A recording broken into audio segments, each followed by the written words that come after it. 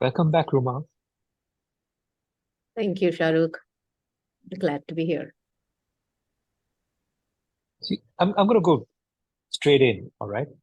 Uh, we've spent the last 3 or 4 sessions talking about control. Uh, we've talked about a positive kind of control. We've looked at the other side. We've looked at what negative control can be. Uh, you also left us with 4 very interesting ways to be able to deal with it, and we dived a little deeper into each one of them. Yeah.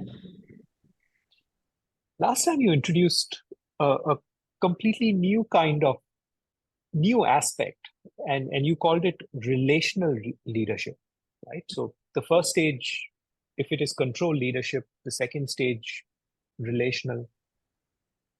What do you want to tell us about relational leadership? Yeah, and I'm going to lead from control leadership into the relational leadership stage. And as you very, very rightly summarized, which I might be repeating in certain points, is, when control is our automatic go-to. That's a stage that we know, that's how we work, that's how we live, that's how we lead. And it works in small doses. And because it works and because it is a sign of growing up, we glorify control, and then we do more of it, and then that's where it starts becoming toxic. And then we also discussed about practices for healthy control, which can counter the toxic control. So as we are doing these or practicing more of these healthy control, what starts happening is we start growing into the next stage. And it starts with a spark of awareness, and that awareness is about, I can't do it all alone.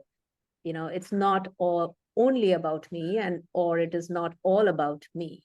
So I need people, or I need resources, I need things other than me or people other than me. And that's where we start growing into relational leadership, or the relational stage of life, if I put it that way. And it's not just sudden movement. Oh, okay, now I'm here and I will be here in this stage. It actually requires growing into or maturing into. Even when we are in this stage, but even after we have the spark, we have to, we are constantly growing into this, because even when we step into this relational stage, we are still familiar with the control aspect of the control stage, and we bring that into our understanding of relationships. So that's why I say, we are growing into or maturing into this relational leadership. Right. So once I have made this transition across this chasm, because it feels like a chasm, uh, and I've realized that it's not only about me, or it's not all about me. What do I need to do next? Yeah, there are certain laws or rules that govern relational systems or relational leadership, if I put it that way. Yes. And understanding and becoming aware of those rules and laws, because the more we become aware, we see it, we can navigate them better. And not just mentally learning it, but actually, again, if I use the phrase, growing and maturing into those laws and rules, because that then helps shape us into all aspects of relationships. For example, even relationship with our own self, relationship with others, with people, of course, relationship with money, relationship with our work, relationship with our purpose, relationship with the environment, every aspect, relationship with various systems. So it's these understanding of relational laws, starts governing or shaping our relationships everywhere. And this is how we start maturing into this relational leadership and growing into this relational leadership.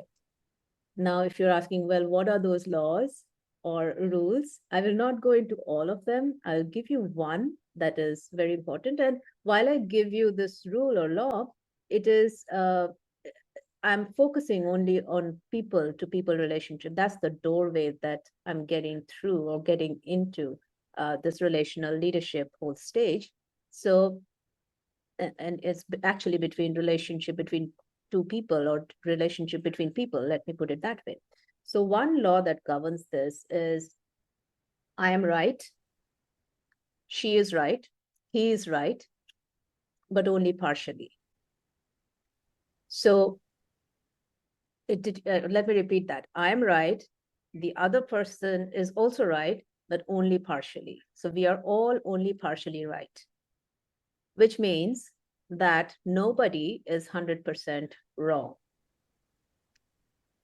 And this just, assimilating or letting this sink into our psyche, this law, and not just thinking about it, starts moving us into certain deeper aspects of relational leadership. And in a moment, I'm going to give you, how to look at the structure of a relational leadership, if you may. But let me pause here for a moment. So one of the laws is this. It highly resonates, Ruma, because if I'm sitting in my control seat, Mm-hmm. and I'm trying to exert control over, and in a relational aspect, I'm trying to exert control over people around me, then one stance that I am taking is I am right. Mm. And this new rule that you've just given to me is I'm right only partially. Right? And I can then stop my ego from coming in the way and trying to steamroll everyone, trying to hold on to what I'm saying. So it resonates. I get that fundamentally. Tell me more, Ruma. So from that law, and if I give a kind of a structure to help all of us identify more with this relational leadership stage, the base, the platform is something which I call as interdependence. So any kind of mature relational leadership needs to have this base or platform of interdependence. And at the top or the reef or the ceiling, if I put it, application of relational leadership is co-creation. So the base is interdependence, the application is co-creation, and in between the pillars, if you call them as pillars, there are various skills that are needed. And I will give two skills. They can sound common, but actually, we also need to mature into these skills. One skill is listening, and not just listening, for the sake of listening or active listening. Is actually listening at the level of listening to changes in rhythm of a relationship.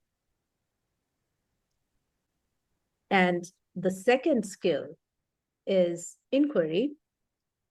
And again, it is inquiry at the level of seeking, or inquiry at the level of, I know nothing. Or if I know nothing feels a bit triggering, we can always start with the inquiry at the level of, well, I know partially, I don't know everything. So I need to find, what are those things that I don't know in this relationship, in this conversation. So there is interdependence at the base, co-creation as the application of relational leadership, and then things that help, that build upon this interdependence and leads to co-creation are these various different skills. And I'm just giving two of them right now: listening to the changes in rhythm, and inquiry at the level of seeking. Very interesting. I've got lots of questions, Ruma. Should we be parking those questions for another session, or should I start asking away? Well, you know what? I was just thinking, why don't we just give or discuss something around interdependence, just a small little snippet of what it really means. And there are various layering of interdependence, and we can go much deeper. But since that's the base, do you think we can do a quick, example of interdependence? Yeah, go for it, Ruma. Okay. So, Shahrukh, a question to you. Who do you admire the most, or who do you, want to aspire to? Anybody? Any living person? Uh, I think I would really aspire, or I really look up to my wife. She's like a rock. Uh, she runs everything around me. Mhm. And I absolutely, I'm in awe, and I completely admire the sanity that she brings into my life. Yeah. So, the kind of relationship that you have with this person who you admire, in this case, your wife, and the interactions that you have, if you feel that, your wife or the person that you admire is way beyond your league, or is way beyond, has way more power than you do, and, you cannot aspire to that, or it will take you many different ages or to get to that level, then the power dynamics in the relationship has already shifted. All right. And that is where, interdependence, that means both ways dependence, starts becoming more like one-way dependence. Like, Right. I can do with my wife, or if the person, is a person with high social status, or somebody who seems unattainable, and we're like, I can never reach there, and that person has so much more to give than I do. So this belief of ourselves, where we make ourselves small, and we have talked about this in Control, where we make ourselves small, and then that shows up in the relationship in different ways, and the kind of dependence is imbalanced, and that's Mhm. where, the interdependence flavor is lost in the relationship. Now, Right. I always get this question, but we are always equal. Are we supposed to say that we are equal? And that's where we have also had this discussion within our team, Shahrukh, if you remember, and within InnoCrew. And the other day, my 16-year-old niece actually got so mad when we were discussing something that needs to be done in the family, and she's just like, I have an equal voice, like I have an equal say. And it is never that we are always equal. No, somebody has always more power than we do. We will have more power than others. So it's not that we are equal, but we are equally important. So the Okay. interdependence mindset comes from that thinking that we are equally important. I have a voice that counts, and I have something to give in this relationship, or to give in this interaction, even if I'm interacting with somebody who seems unattainable to me. So I have something to give. And it might not be equal proportions in which we give, and yet I have something to give. So that little bit of mindset and that little bit of thought around interdependence, I just wanted to bring in that introduction to the base right now here. I'm looking at two things that I've written down, right? So I, she, we are right, but only partially. Mm-hmm. And the second thing that I've written down is we are equally important. I, she, we have a voice. Very interesting, Ruma. I think this is a great place to take a pause because I'd like to reflect a little bit on this. Um, I've got so many more questions around interdependence, listening to the change of rhythm that I found very interesting. Listening, yeah, I would have said, yeah, meh. Listening to change of rhythm, that piqued my curiosity. Uh, Inquiry at the level of seeking, because I'm only partially right. That resonates. But I got so much more questions, so I'd like to pause here and do a little bit more deep dive in subsequent sessions. Okay, sounds like a good plan. Thank you, Shahrukh. See you soon. Thank you.